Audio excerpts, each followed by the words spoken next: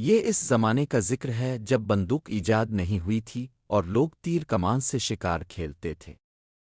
ایک دن کچھ شکاری شکار کی تلاش میں جنگل میں پھر رہے تھے کہ اچانک ان کی نظر ایک ہرن پر پڑی۔ وہ سب اس کے پیچھے ہو لیے۔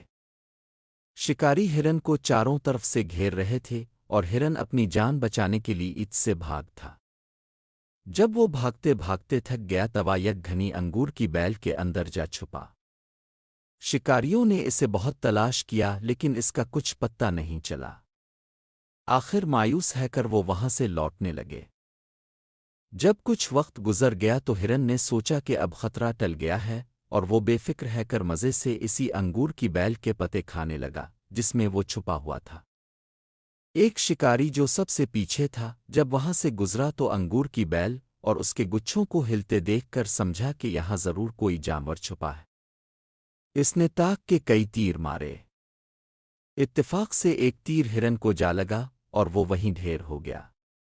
مرتے ہوئے ہرن نے اپنے دل میں کہا، اے بدبخت! تیری ناشکری کی یہی سزا ہے۔ مصیبت کے وقت جس نے تجھے پناہ دی تو نے اسی پر ظلم ڈھایا۔ اتنے میں شکاری بھی وہاں پہنچ گئے۔ کیا دیکھتے ہیں وہی ہرن مرا پڑا ہے۔